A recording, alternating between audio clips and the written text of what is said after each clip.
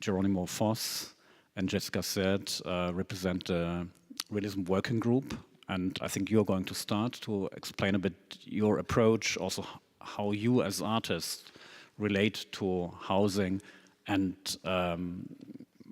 maybe something that is very special or specific to when we talk about housing or living for artists. Very often it raises the question, how does that relate to work?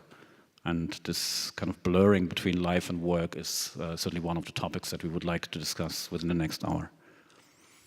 Please. Hello. So, thank you, Nikolaus, and thank you, HKW, for inviting us to this very interesting project. Which one? This one? Mm-hmm. Okay.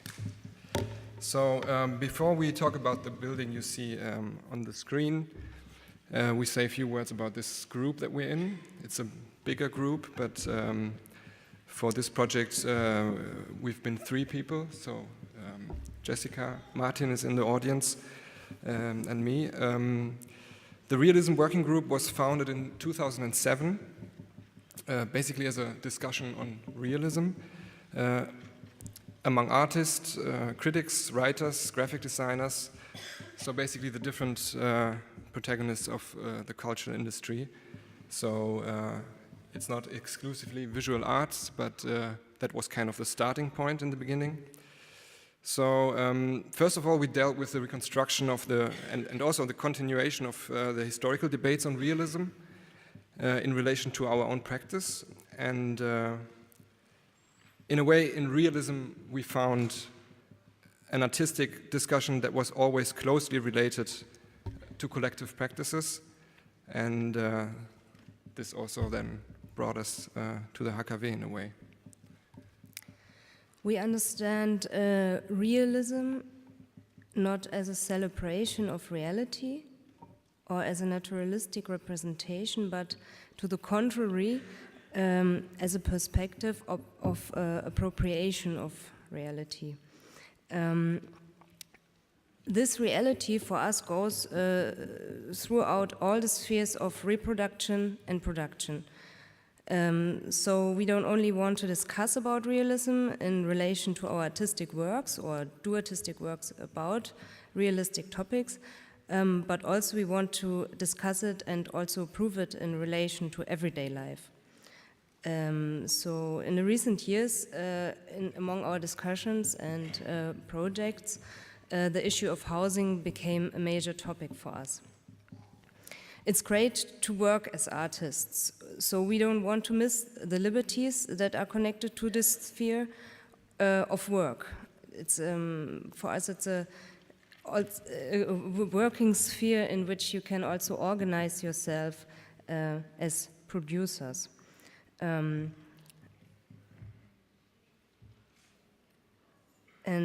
in our working sphere, as most of you might know, the cultural industry is a sphere of extreme exploitation. In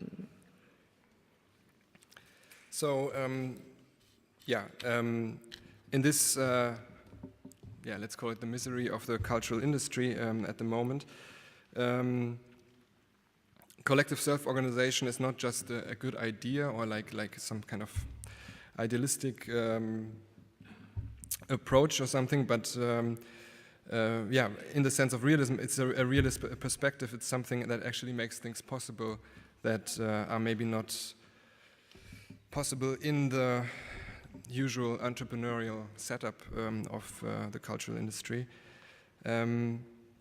So in Frankfurt, we were involved in various attempts of squatting buildings and different initiatives keep trying to appropriate space in Frankfurt, which is extremely difficult. Also, artists were part of this, not only us, of course. And but these squats always ended in evictions. Voluntarily, people left because they didn't want to confront the situation, or of course because of police interventions. And one of these squads was the building we see on the screen, the Philosophicum, which was a former university building owned by the city of Frankfurt. And yeah, we were involved in this, but it was a big initiative. Jessie, After squatting this building without success, we joined an initiative that tried to buy the building. We can show here the video of the building, of its steel structure, that was so interesting for us because we could integrate certain uses from living and also working together. That was very important for us. We had to plan together, sit together among the people of the initiative, and discuss this out, fight for studio spaces, and also plan it in a flexible architecture kind of way. That what you see here are the rooms that supposed to be our studio space. We invented a flexible architecture, and by doing this, more and more our plans concretized that we really want to live and work together also among our artistic collective. And with the Realism working group, then we organized an exhibition that also had the goal to communicate our needs and give our proposal for the building and for buying this building with the Syndicate model form, in which we ourselves contributed artistic works, but also try to organize our attempt to going further to the official sphere of the Frankfurt City press and so on. In the end, we see here one graphic that communicates the Philosophicum inside of the Syndicate model. In general, we have in the Syndicate model, we will talk about it further a little bit later, a lot of houses, up to 100 houses are now organized in the Syndicate. And this is, for example, one graphic of Martin Stier that communicates that one house is part of a bigger Syndicate model and was one work in the exhibition.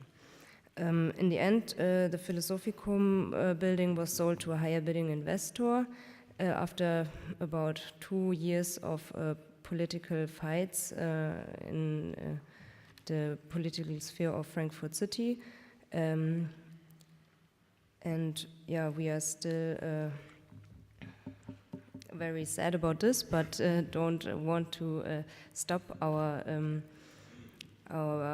investigation in housing, and will go on now. Yeah, this group of 130 people shrinked after this project failed, and so now we are about 50 people that are also searching in the areas around Frankfurt for a new option. And well, this searching for new options also influenced our collaboration with Dogma very much, but also the experience of thinking about the option to actually live in such a flexible space in this kind of, it's a post Second World War modernist building built by Ferdinand Kramer. So this also very much still kind of, yeah, the thinking about how one could actually live there still goes on in our minds, and also in the search for the new project. I would then, so yeah, this is one of the drawings that Dogma created in the context of our collaboration, which kind of also deals with the steel structure and with the idea of flexible typology of building. This is a drawing of the exhibition contribution that you can see in the exhibition, where we have the inhabitable wall that Dogma will talk more about, and so like the individual space and the social space that we simulated with projections. So the window view outside is a projection, a backside projection, and on the other side, the shared space, which is also a projection and a simulation of that. And part of that social model and the shared space, so to say, is the idea of the syndicate of tenements, which was from the beginning of our interest in housing and the possibilities of housing for artists as well, or for us as artists, was the syndicate model, in German the Mietshäuser Syndikat, which was invented about 20 years ago in a city called Freiburg in Germany. And is this the my part? You already said that it's a project or an association of house projects that in Germany comprises about 100 house projects. And when you buy a single or when you appropriate a single object in this model, then it is owned on the one hand by the association of tenants, the local association, and on the other hand by the kind of trans-regional association of house projects called the Syndicate of Tenements, which is visualized on this slide. Somehow this should work as a pointer, but you can hardly see that one. Mm-hmm. So this is the Syndicate of Tenements, and these are the local tenants, and both own the object. And this makes possible basically that once a building is acquired in this model, it cannot be reprivatized because the Syndicate of Tenements has a veto right and can always stop any attempt of privatization or reprivatization of a building that was acquired in this syndicate model. So it's a model of collective ownership, basically. And the way this is, I think, I can explain this. This graphic explains how a house could be acquired in the model of the Syndicate of Tenements. About 1/3 of the overall budget, which is the pointer. Just this one.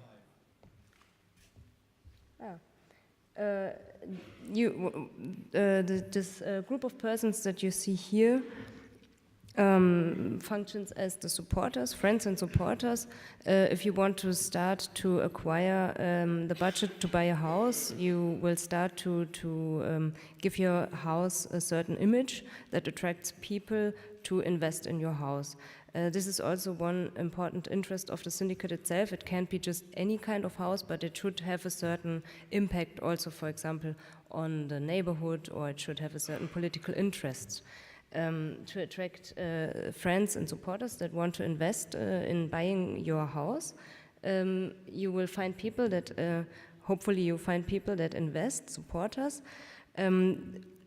The history tells that about 1/3 of the overall budget can be collected by this attempt, by friends and supporters, and the rest will be then collected as a regular bank, found as a regular bank loan. In the end, the individual tenant, which you see here, doesn't have to invest any private savings. That means that you can enter to live in the house just without having any private capital. You will then just pay your regular monthly rent, and this you will do ongoing. Even if your house is paid, in the end you will just go on pay regular monthly rent, and from this rent, you, in the end, or not exactly you, but the organization, will pay back the loans of the bank and the interests of the investments of the supporters. And finally, even this will make possible paying back a certain part of the money to the syndicate, what will then be able in the end to also finance new projects for the syndicate. Yeah, so part of this contribution that we developed with Dogma, and also you can find it in the publication we did, is that we kind of speculated on what a society of syndicates could be, and that, yeah, and I have to finish here, but you can find that in the book, but it's basically, we think, an idea of, well, actually that syndicates can construct society in general, and then other things can be possible beyond housing, and maybe we leave that open to the discussion. Yeah. Thanks.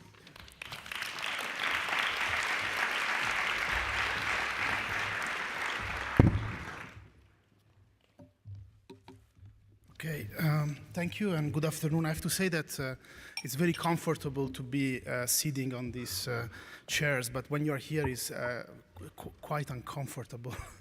Anyway, and I think it would be nice also to have a more kind of, more kind of discussion, like presentation, rather than this very divided kind of line between audience and speakers. Our project, our contribution to the Wohnungsfrage exhibition is partly actually triggered by the collaboration with the Realism working group, and partly actually based on an ongoing research that we have carried on in the last years, which try to basically imagine what would be a form of dwellings or forms of domestic space, or if you want, forms of life that could go beyond what has always been the project of housing about, which is basically family living and all the kind of ideological, economic frameworks that this form of life has always embodied. In this particular project, we took the topic of the villa as a somehow negative utopia that has really reinforced, in a way, the ideology not only of the house and domestic space, but also of private ownership. And basically, it's a process also of commodification, as it was explained before. And in a way, the project is really an attempt to take this quintessential emblem of the way in which housing has always been a form of exploitation, and to transform it in what we have defined as a communal house. And the Realism Working Group was very keen to give us, or let's say inspire us, with a specific framework which they have trying to organize. So, but in a way, as to be more precise about our approach to the question of the domestic, we have been very interested in this relationship, or almost overlapping between life and work, which has always been the case. In a way, life without work has almost ever been existed, and I think this is, of course, a fundamental problem. But today, actually, this overlapping of an indistinguishable boundary between what we call life and its purpose as a form of production is even less distinguishable, and to the point that we don't even realize anymore when we work or when we don't work. And of course, this is a nightmarish condition, so our research is not trying to claim this as a kind of new, amazing, let's say, place for proposing a new kind of architecture. I mean, we are very aware that it's a kind of problematic condition that nevertheless can be either challenged or can be used to lever certain structural problems that are very much ingrained in the problem of housing, and in a way could also allow to question, why housing, why we have to still actually believe in such a thing that seems to be almost a natural condition, a natural habitat for us, but has been historically constructed. Our research started in a very simple, I would say, very architectural way, studying actually forms of dwelling that by sometimes very accidental and non even political reason had challenged the way in which dwelling has always been structured by very specific rituals, most of them built around the notion of the family, but also more recently between the ideological separation between production and reproduction. As you know, only actually since the 19th century, or let's say since the invention of modern housing, there has been this kind of idea that the housing is not a workplace. Although, as it was being described before, they're very tied together. Nevertheless, since the 18th century, the house has always been projected as a kind of space removed from the realm of production. And this is actually very important in the emergence of the interior. So that's why we were very interested in those conditions in which sometimes artists, sometimes normal people have misused actually, or use in a very particular way their family dwelling place, like for example in the case of Marcel Proust, who, as you might know, used to actually work on his bed and actually puts all the furniture of his room, including the table, against actually one side of the room, in a way transgressing the way in which the room was somehow organized. Or, for example, John Sohn, who totally destroyed actually the very idea of the terrace house, which is a quintessential domestic space defined for the bourgeois family, and transformed actually this house into a studio, but also into a museum. Of course, I'm not saying that these are good example, but they shows how when that process of separation of workplace and domestic space was initiated, somehow there were different figures who actually were very resistant to actually being, let's say, kept within that kind of distinction. Or for me, actually, one of the most interesting cases, the artist Giorgio Morandi, who you might know is a famous, because for all his life he mostly painted bottles, basically still life. And actually what is really interesting that his studio was basically his bedroom. And he did it actually on purpose. He chose on purpose this to, first of all, save money from renting a studio, but also to kind of, in a kind of implicit way, reject the kind of cliches and the kind of forms through which art was produced at the time, especially by making the studio something completely outside of the domestic setting. And it's interesting how that kind of condition anyway influenced basically his work, his artwork, because at the end he would paint exactly those, the landscape, the objects that would be part of his life. But of course, today this condition is no longer, the living and working in the same space is no longer a choice or a project for most of us. Is actually a condition where, in fact, let's say the bedroom or any kind of domestic space becomes always an improvised workspace, which of course creates this kind of continuous stream of activities and performances without any time, let's say, or spatial boundary. Of course, while we were working on these thoughts, we were also challenged on how to basically lever them as a possibility to propose a project.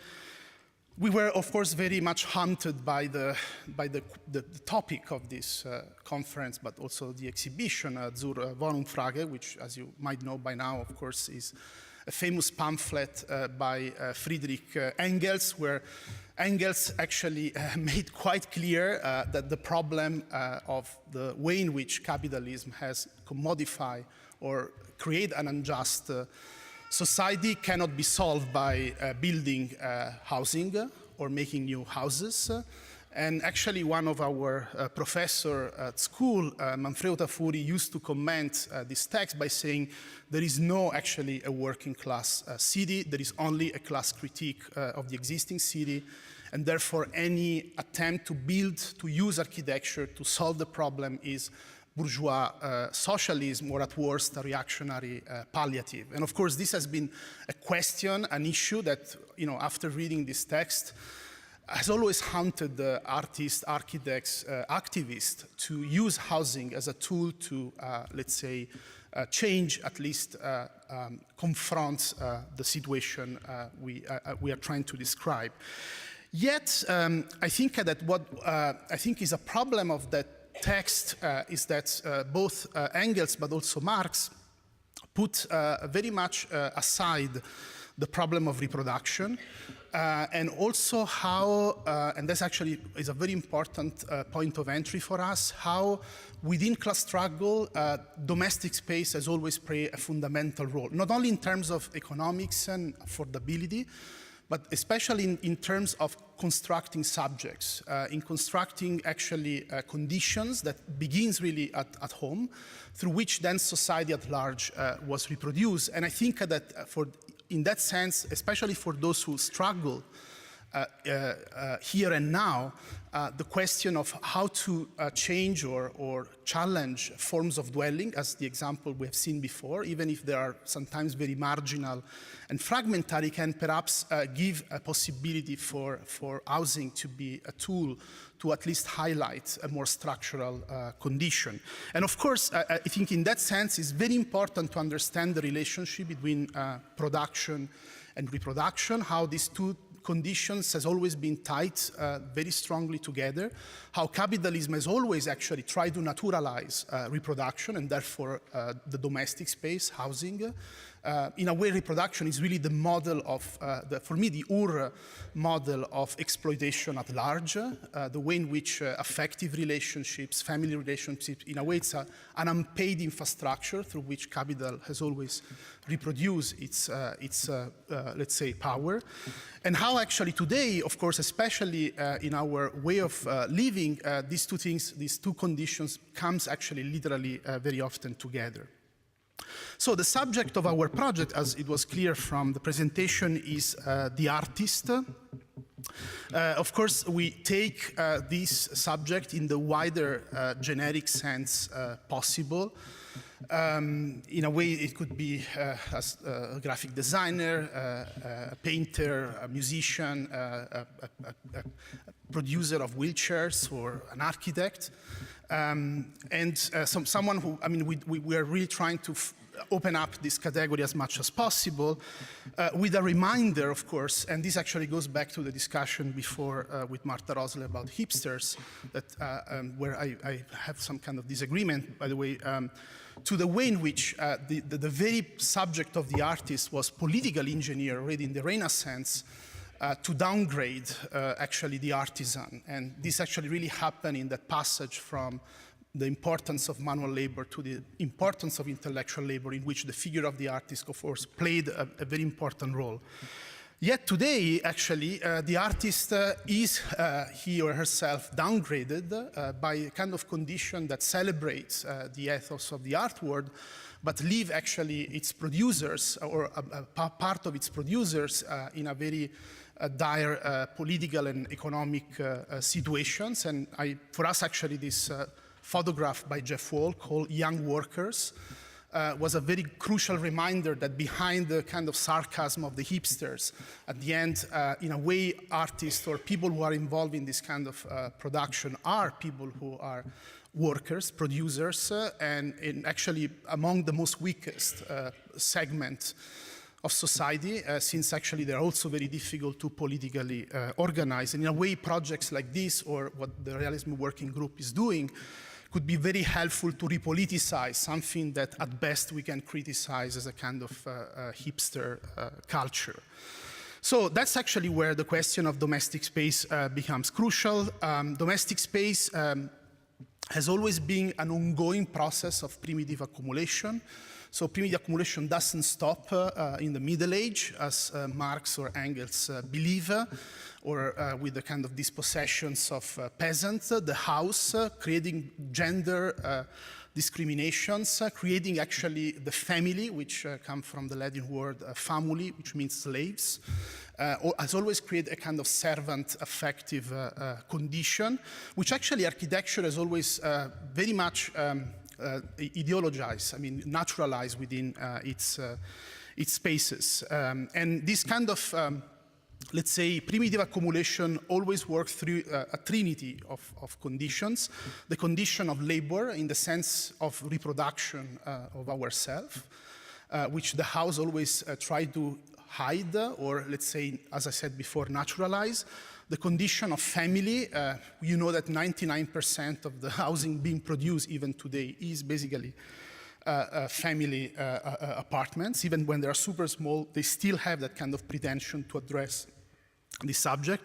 And of course, the third point is property. I mean, the house is always built, whether you are a tenant, you are paying a rent, or you are the owner, the house is always meant to belong to someone, let's say, to a juridical person, whether it's a landlord, it's the state, there is always an owner in charge of this property. And in a way, the villa represents really the quintessential apotheosis of these conditions, also because the villa had a very specific architectural manifestation, which was to be outside of the city, to create this kind of fantasy of a pastoral world removed from the realm of production and labor. But as you can see already in the Roman villa, for example, the clear separation between laboring activity, reproduction, where female and slaves would live, and then the more representational aspect of the villa itself. And this actually becomes very, very strong in what can be seen as the archetype of the modern suburban villa, which is Palladio's Rotonda, where you can see that the villa actually looks almost like a church that celebrates this kind of landlordism, you know, of the land, and all the reproductive functions are seen in the basement, in a way constructing this kind of illusion that you can live in the middle of nowhere, or let's say in the middle of your property, while all the services and infrastructure and the people that allow this the reproduction of the villa to happen are basically hidden strategically, and you can see that only in the, as you can see in the section. And of course, even in the democratization of the villa, with the introduction of the single-family cottage, still the archetype of dwelling in this kind of pastoral image was very important, and of course the family becomes really the subject of this project. And of course, as it was being said before, this is, has nothing to do with the private entrepreneurial, let's say, form of dwelling, but it was really orchestrated by the state through financial aid, through all kinds of politics of, let's say, subside, let's say, housing, in order to really to promote this kind of form of living, which of course we know today has so dramatically backfired, not only actually in terms of affordability, but really in terms of subjectivity. I mean, it has created really a kind of distorted, perverted almost idea of living, which is very much ingrained in also how people in general think the idea of housing, in a way, as a kind of very paternalistic, patriarchal structure. So our starting point for the project was the concept of the urban villa. So it's a kind of slight, kind of, a kind of more, kind of a reinterpretation of the villa, but not as a kind of isolated object. The urban villa is a very petit bourgeois, let's say, kind of building, which was introduced in the 19th century as an hybrid between a tenement and the villa. What is interesting is that the urban villa is neither as small as a single family house, nor too big like let's say, a housing slab. And in the 1970s, it was proposed by Oswald Matthias Ungers as a kind of typology that would allow cooperatives or different kind of subjects to self-organize their form of dwelling. Of course, what is problematic about this project by Ungers is that Ungers saw this really as a privately driven strategy. Of course, this was at the end of the 70s, where most of housing was still built by the state. So in a way, this project was proposed as an alternative. And this is, for me, for us, is the controversial aspect of the project. But we thought that this idea of using the urban villa as a kind of attempt to profanate the quintessential domestic archetype in order to allow a community to, let's say, 40 to 50 people to live together and to self-organize their own way of living according to the principles that the Realism Working Group has presented to you was a very important a strategy. So from now, actually, Martino will really explain you actually how we answer to this brief through our project. Okay, thank you. I will try to use the few remaining minutes to explain you our proposals, and also how we actually spatially relate to what you can see in the one-to-one model, which is downstairs. Indeed, we have started from the idea of the urban villa, which became a model for us, which was something that was not too big, not too small, and in fact ideal for generating a possibility of communal living for about 50 people. This proposal is actually built according to three main criteria. The first criteria is what we have just heard from both the Realism Working Group and Vittorio, that in fact this initiative is framed within the organization of the Syndicate of Tenements, which is something that basically attempt to decommodify housing, as we have just heard before. Sorry.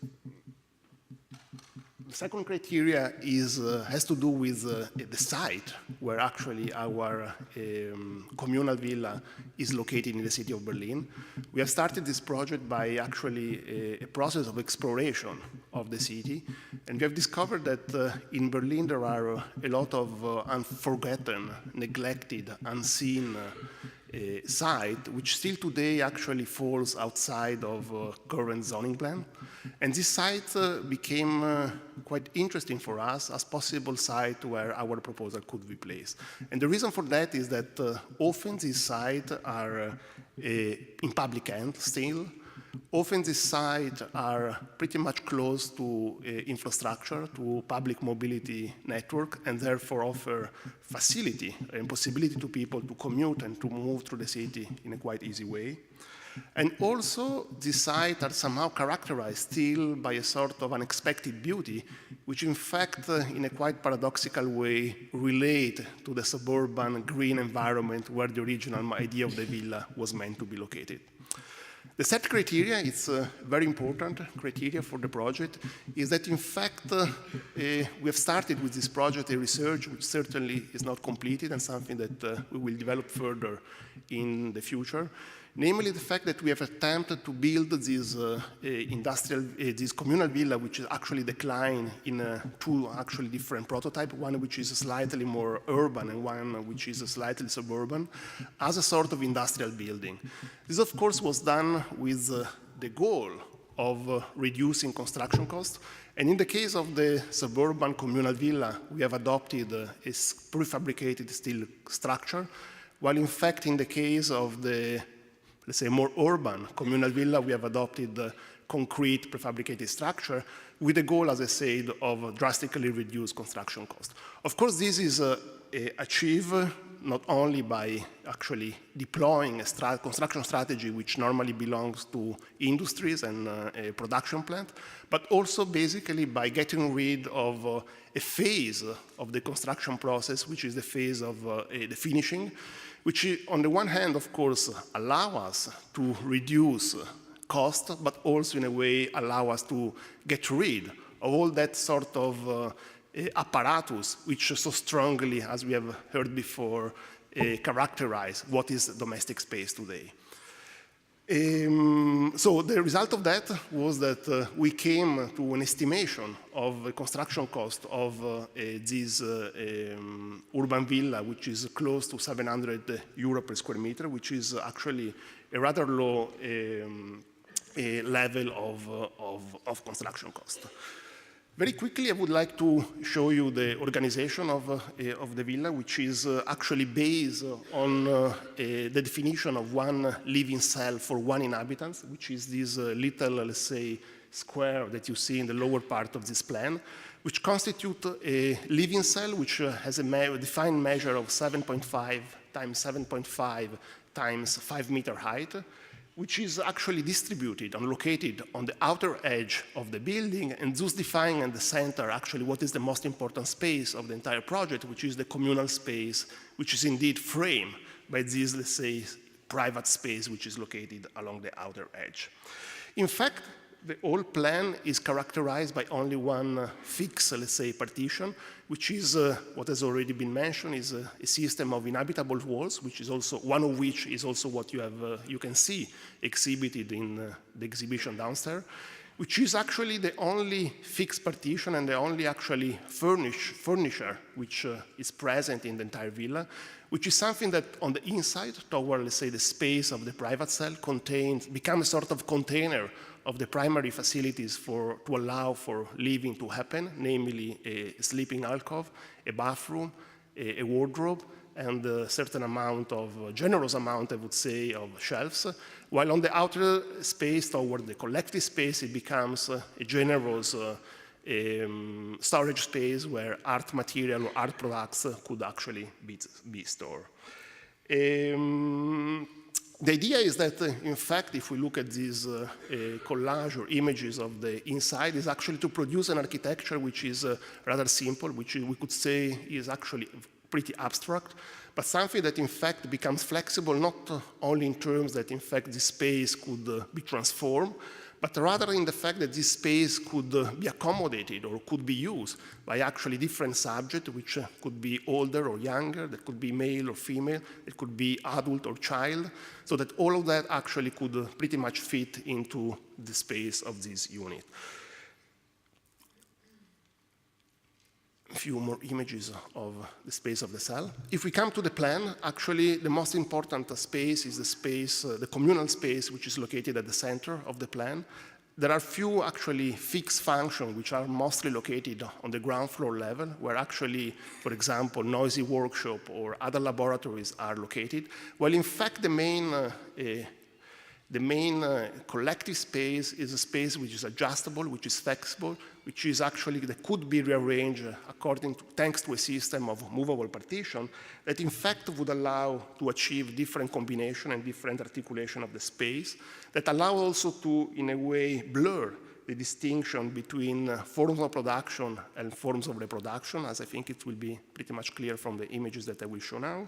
But that shows that art production today is not actually the result of individual labor, but often is the result of collective labor. But also that, in a way, thanks to the legibility of the structure, the architecture would be able to allow for the inhabitants to freely and understand actually how the structure could be transformed and appropriated in the course of the time. To conclude, I'd like just to quickly show a few drawings that shows how actually the villa is located on some of the sites that we have selected, that refers to the plans that I showed at the beginning. In this case, you can see the suburban villa, and it's quite interesting actually how this model is at the same time rather indifferent to the condition of the site. The villa is always the same in both its urban and suburban model, but at the same time also it does not imply an urbanization of the site where it falls, but in a way it allows the site to basically remain open and explorable to the city as actually they are today. Thanks. Yes, and maybe one final point that for us is very important. I think that what we were really trying from a maybe pure architectural point of view, what we were really trying to do was something that was really economically as cheap as possible, but we really didn't want to fall in this kind of tendency that is actually very strong now in architecture, that affordable means very small. Actually, we want to actually have something that was extremely generous, showing that sharing means not reduction of one-on space, but let's say increasing of space. And therefore, also in the model, both in the room and actually, let's say in the villa itself, there is a certain kind of monumentality, which I think for us was very important to somehow go beyond this kind of austerity ideology that I think is affecting not only economy, politics, but we see more and more also architecture, where you have on one hand these luxury pencil towers, and then you have these containers-like buildings for those who actually cannot afford. So in a way, the idea is also to re-instrumentalize the monumentality of the villa against its political and ideological premises. Thank you.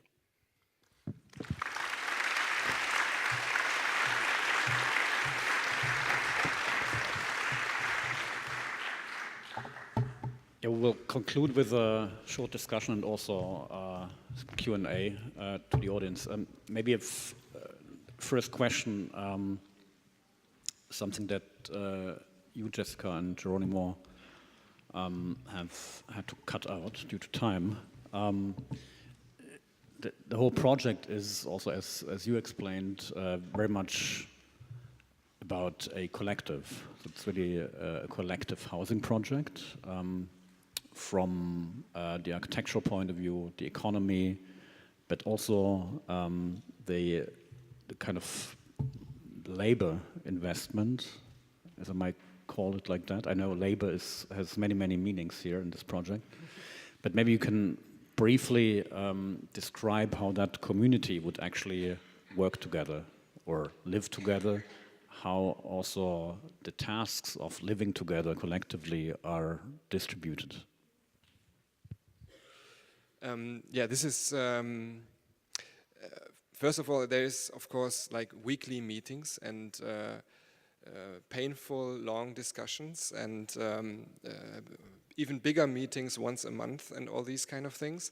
But then this was never put into practice, but the idea was, okay, if we live together, there's different needs and maybe there's different tasks to be accomplished somehow. How can we do that in the same kind of collective manner? And that would maybe include a different way of dealing with time in that sense, that we can kind of estimate how different tasks, what amount of time it needs to accomplish these tasks, and how that can be like distributed among volunteers. I mean, this is maybe a more utopian part of the whole project, but I think it's already embedded in the way that we have to organize the building in order to get the building, in order to, we have to make these meetings, we have to make collective decisions, and why not like do that with all spheres of activity in that space in a way. So childcare, I don't know, bringing out the dust, the dirt bags or something, and cleaning and renovation, and yeah. How does that? How would that work now with the within the context of commodification? Because we know that work and labor is connected to commodification. Yeah. And it's something also that you mentioned, referring back to David Madden's talk this early afternoon. Somehow this whole project also seems to be an attempt for decommodification, to take David's words. Yeah, maybe you can comment on this. Yeah, actually, I was very pleased that David really talked especially about this process. I mean, for sure, of course, this is what we propose, both as Realism Working Group and Dogma is an attempt that might also have a lot of political, juridical, legal problems, but definitely that was the goal. And I think that what is interesting is how to withdraw housing from this concept of private ownership or property. I think this for me is a central question, and this question in a way is twofold. On one end is a juridical question. In a way, actually it's interesting to see the villa, because the villa is one of the first real estates being designed, invented to be resold, to be exchanged as a commodity. You couldn't do that with the house in the city, because the house in the city was also a sacred space, and therefore you couldn't easily exchange it. So in a way, the villa is really this kind of transformation of what has been, you know, a universal right to live in one place into an exchangeable product. But there is also another aspect of the question, which I think for us, for both collectives was very important, that this process is not just a juridical process, it's also a spatial process. This process also implies that space has to be organized in a certain way. For example, if you know that when you design, you even make a competition for public housing, you will be always asked to design houses that are better than others. Of course, it will never be said like that, but it's implied in the way, you know, diversity, you know, it's usually the kind of word. And I think for example, in our project, we have developed this idea of equal rooms, which then inhabitants can decide whether to keep them equal, to make apartments within them, to transform them, to disrupt this kind of very rigid plan. But at the same time, you start with a canvas that, in a way, allow counter the way in which space is hierarchically organized. And I think this is actually very important, and one of my frustrations sometimes with people who are very much active on the political side of struggle for housing and housing rights is how the spatial dimension is always taken for granted and never really problematized. And for me, that's really why at the beginning of our intervention I said why we never question housing as such, as a concept of living, which actually from the beginning of its existence has always implied a kind of ontological violence, inequality between its inhabitants. I think, given to time, we should probably immediately open up to the audience for questions, because I think there are many topics that have been discussed here that also hint to what we discussed before in the two sessions. I see a question over there. Hello. Yeah, this is a question for Aureli. You've been, well, first of all, I think it's a very convincing... I just want to, it's not a question to me, it's a question to all of us on the stage, because this was a collective project, just to... Yeah, but in this case, it's very much directed to you directly. I'm sorry. Then it's not a question to be made. All right. So, but I think it's a very convincing case that you're putting together. It's actually very, and everybody can see how implementable it is. Sorry, I can't see you. I really can't. I'm right here. Behind the camera. Ah, okay, yes, Right. sorry. And, I've some perplexity about the terms, because you have been very fastidious in all your published work in dissecting the origin of words and what they mean and what the mixed use of it has been throughout the centuries, and so I find it troubling. I'm not really able to understand why would you call this an urban villa, because when you look at the object, it has nothing to do with what we think of a villa, and so perhaps maybe this is like a polemical operation. But I thought it would be better to come up with the new terms, because I think that in the society we live in, we keep using terms that have lost their meaning, they've become something else, and this is a source of confusion, I find, and I find this to be particularly the case in the reference that you made, which is this Ungar's project, which was, of course, a very smart project, but it's a project that is somehow jinxed by this mixed use of words, which is something that is very typical of both Ungars and Kulhas. And I find that this is something that we should be able to get rid of. I don't know if this is... And the second, and then I'm done, is that do you... I understand, it seems that this is very much related to provide housing for artists, but it seems to me that this is not just the only possible people that can use this, and in fact, it will work very well with immigrants forever or for everybody else, because it's like, it seems to provide a good solution, a viable solution in the low-cost culture that we currently live in. Well, I think that for let's say the last part of the question, absolutely yes, and we never actually we were very careful, and there was a lot of discussion among us on this point, to not make, let's say, the artist a kind of specialized dweller, but to use actually more in two ways. One as a kind of emblem or paradigm of the way in which everybody works, where in fact this kind of precarity becomes a very important condition. But the second is also because...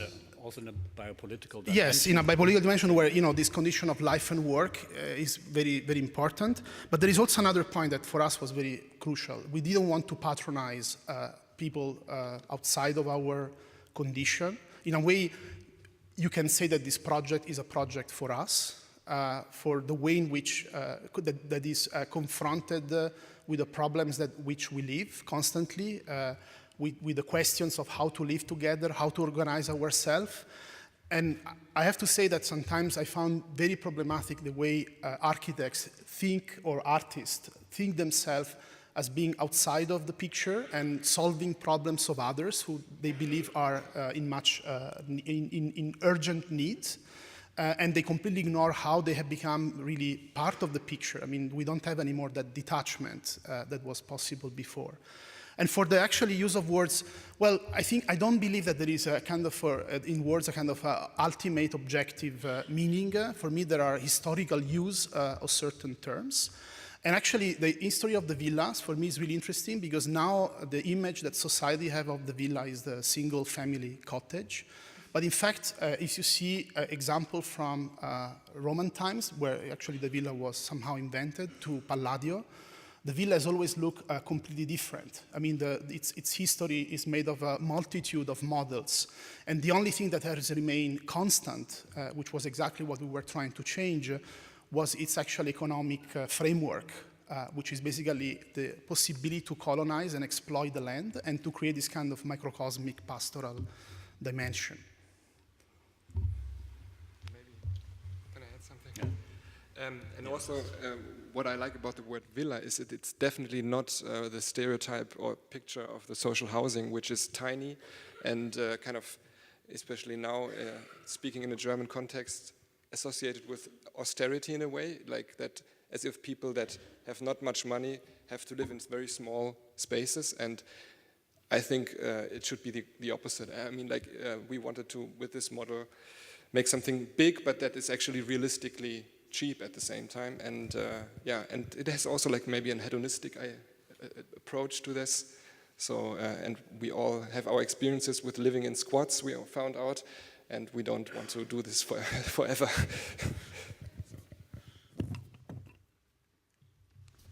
There are other questions somewhere? There is a question there. Yeah. Yes. Yeah.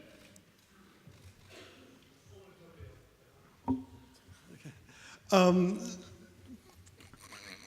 of a long question here, so bear with me. But it also, like it relates to your project in relation to the analysis of housing in the first presentation. It's always struck me as kind of weird that there's this, been this like a revival of the idea of the commons, and it goes with this narrative that there used to be these peasants who had this like commonly held land, and then somehow capitalism came and took it away. And I understand that when you move through spaces like Columbia and things, you can't say communism, and so you say commons. You can't say Marx, and so you say Engels. But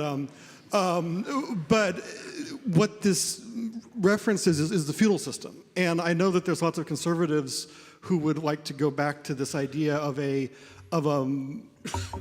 moral order or a community which exists, before the rationalization of capitalism.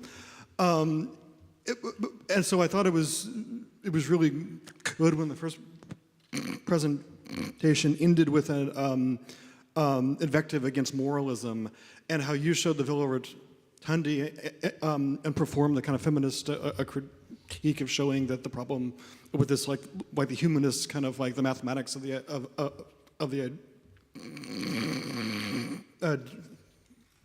Villa is that it's predicated on most people not being human in that model. And so, but then once again, the 9 square grid shows up in your villa, and you have like the community that meets in the middle, and you reference like the modernist project of breaking down the family and breaking down the bourgeois subject. But then in the invocation of realism, we have this history of the conflict between realism and the modernist abstraction and the kind of like the moralism of like the Stalinist socialist realism against the amoral abstraction of constructivism, which has like been inscribed in like the Bauhaus, like the no sinner pinwheel. And so it seems obvious that the kind of the tragedy of the modernist project is that like the only real abstraction that we have at the moment is this like is finance capital and the way that it like annihilates space and things. Like, is there a way to imagine an alternative to the commodity form as the only value form without without resorting to this realism of like, oh, we need new families, we need like a new kind of like force and the force of law handed over to community or to like moral orders, or is there a way to be, is there anything left of that modernist vector away from like the individual subject and away from this, Shall I? Well, I think it's, I mean, of course, you can have other possibilities. I mean, we certainly don't want to propose this model as the solution at all. I think this is an attempt, and also I want to make clear that for us, to rethink the relationship between individual and collective space is a very important point, and of course, it's not enough. And the whole form of the villa for us is a kind of secondary issue. And I agree with you that in those kind of projects, there is always a risk of evoking ghosts and specters that, in a way, have always haunted the domestic project. I don't think there is a fully liberating domestic project. Even the Grand Domestic Revolution that Dolores Hayden was writing about 30 years ago had aspects that were very problematic in a way, but still, I think that it's a struggle. I mean, I don't think that housing, it's only this condition where housing produce subjects. I think that also the indwellers eventually reacting against what is proposed to them can propose their own interpretation of space. And what we offer might look very stable, and he actually wants to be stable in a way. He wants to actually counter the ephemerality of the commodify house, as it has been described. But he also wants to, in a way, allow the dwellers to at least understand the conditions, the basic conditions in which they dwell, notwithstanding all the issues that you mentioned, which are problems that I think remains on the table. I mean, we are not proposing this as a kind of recipe. We are proposing it as a kind of both slightly pragmatic attempt, because of course there are here people who are really struggling to afford these living and working conditions, and use that as a way to open up the discussion on this question of the domestic away from the family apartment, which is, as I said before, 99% of what is produced today as housing. Okay, thank you so much to all of you, and we'll have a short break right now, although we have a hand there, but please ask during the break. We'll have a with the break. beer is much better, I think. Yeah.